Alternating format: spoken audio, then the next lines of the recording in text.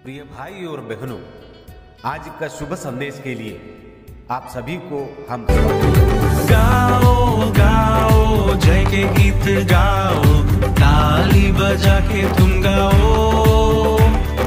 गाओ गाओ जय के गीत गाओ, ताली बजा के तुम गाओ। यीशु राजा जिंदा हुआ, हालेलुया, खुशी से ये सबको सुनाओ। यीशु राजा जिंदा हुआ, हालेलुया, खुशी से ये सबको सुनाओ। आज का संदेश प्रभु के दास टीवी एंटनी अंकल सर से बांटा जाएगा। प्रार्थना के साथ सुनिए। प्रभु की नाम की महिमा हो। सुबह संदेश के द्वारा प्रभु का वचन सुनते हैं सभी श्रोतागणों को हमारे लिए हार्दिक स्वागत है। और आज की मनन के लिए लेवियों का किताब अध्याय 6 का 6 और 7 कलम पढ़ने के लिए चाहता हूँ। लेवी व्यवस्था अध्याय 6 का 6 और 7। और वह यहोवा के सन्मुख अपने दोष बलि भी ले आए, अर्थात एक निर्दोष मेढ़ा दोष बलि के लिए याजक के पास ले आए। वह अपने ही दाम का हो जितना याजक ठहराए। इस प्रकार याजक उसके लिए यहोवा के सामने प्रायश्चित करे, और जिस काम को करके वही दोषी हो गया है उसकी क्षमा उसे मिलेगी। प्रभु की नाम की स्तुति हो।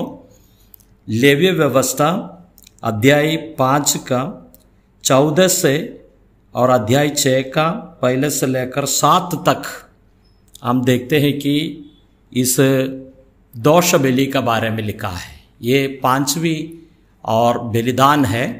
प्रभु यीशु मसीह का बलिदान को अलग अलग दृष्टिकोण से और बलि करने वाला लोग देख रहे हैं, ये बात हम दे सकते हैं। इसलिए और लेवी व्यवस्था अध्याय 5 का 14 कलम से अध्याय 6 का 1 से लेकर 7 तक उसका बारे में वर्णन कर रहा है।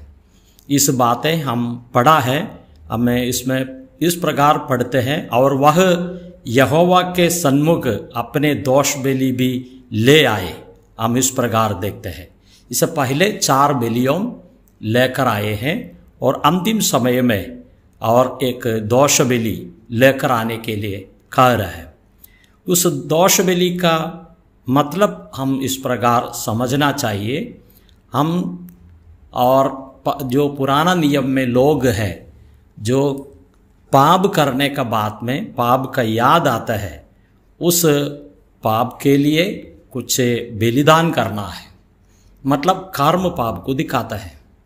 इस कर्म पाप करते हुए लोगों के लिए इस प्रकार हम दे सकते हैं, वो लोग जो किया है उसके लिए और पाप का बलिदान करना है, इस प्रकार हम पढ़ते हैं। और हम देखते हैं कि दुनिया में प्रभु यीशु मसीह का अलावा बाकी सभी लोग इस प्रकार का एक और बलिदान के लिए योग्य है। कारण है कि सभी लोग यहाँ जो जिंदा रहते हैं, सभी लोगों ने कुछ न कुछ पाप करते हैं।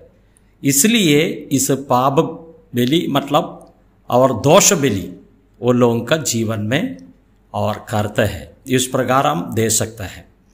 पुराना नियम में इस बातों को और अच्छी तरह से समझाते हैं, और लेवी का व्यवस्था और इस प्रकार अलग अलग जगहों में इस दोष बलि के बारे में समझाते हैं। साथ साथ में नए नियम में भी हम इसका बारे में हम दे सकते हैं। लूकी सुवार्ता 15 अध्याय की 21वीं आयत में हम इस प्रकार पढ़ते हैं। पुत्र ने उससे कहा, पिताजी, मैंने स्वर्ग के विरोध में और तेरी दृष्टि में पाप किया है, और अब उस योग्य नहीं रहा कि तेरे पुत्र कहलाऊंगा।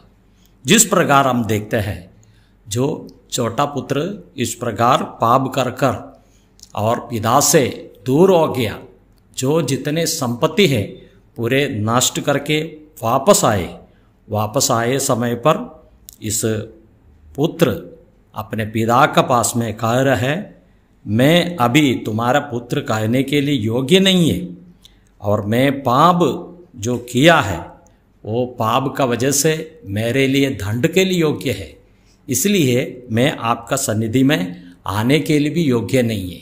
इस प्रकार कहते हुए जो पिता ने उसको ऊपर क्षमा किया, उसका बेटा तरीके उसने स्वीकार किया।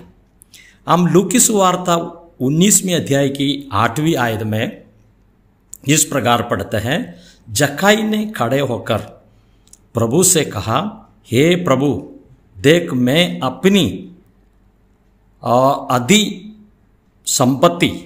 संपत्ति कंगालों को देता हूँ, और यदि किसी का कुछ से भी अन्याय करके ले लिया है तो उसे 4 गुना।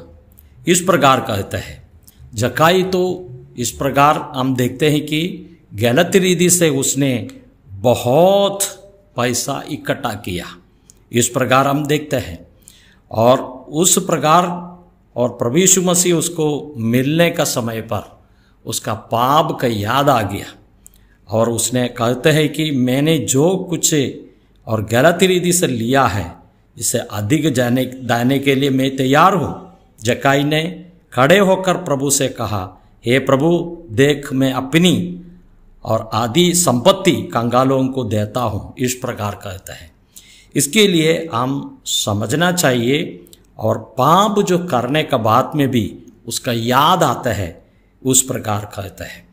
हम पहले यूहन्ना का पत्रिका और पहले अध्याय की 9वीं आयत में इस प्रकार पढ़ते हैं, यदि हम अपने पापों को मान ले तो वह हमारे पापों को क्षमा करने और हमें सब अधर्म से शुद्ध करने में विश्वास योग्य और धर्मी है।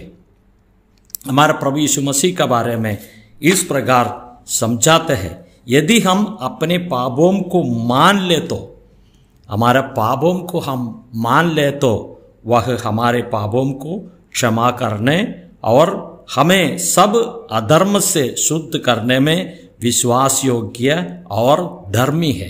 हमारे प्रभु यीशु मसीह के बारे में यह हम देखते हैं, हम अपने पापों को और हम कबूलत करके और प्रभु का पास में हमारे पापों को हम उसका पास में हम कबूलत करेगा तो वो ठीक रीत से और क्षमा करने के लिए प्रभु योग्य है। इस बातों को हम दे सकते हैं। मत्ती के सुसमाचार 20वें अध्याय के 28वें आयत में इस प्रकार पढ़ते हैं, जैसे कि मनुष्य का पुत्र वह इसलिए नहीं आया कि उसकी सेवा टहल की जाए, परंतु इसलिए आया कि आप सेवा टहल करें और बहुतों की छुड़ौती के लिए अपने प्राण दें।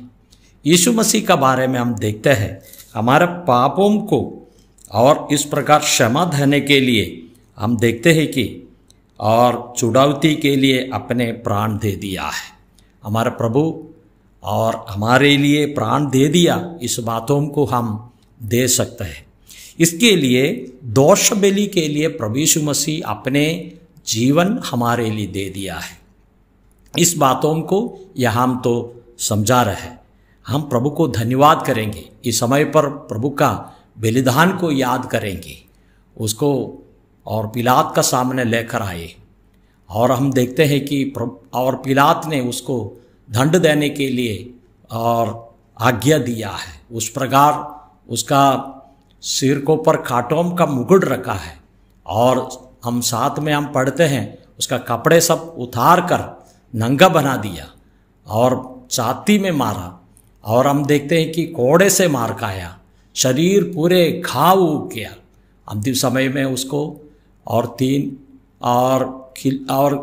उस प्रकार हम देखते हैं कि 3 किल्लियों में उसको मार दिया, और दोनों हाथों में पैरों में और किल्ला मार दिया। इस प्रकार और हमारे लिए उस दोष बलि के लिए क्रूस पर चढ़ाए, और क्रूस में उसका मृत्यु हो गया, और मृत्यु के बाद में तीसरे दिन जी उठकर आज स्वर्ग में विराजमान है, फिर आएंगे। उस प्रकार की बड़ा आशा हमको दिया है। उस आशा का साथ में प्रभु की हम आराधना करेंगे, स्तुति करेंगे, उसकी नाम की महिमा हो। जय मसीह की।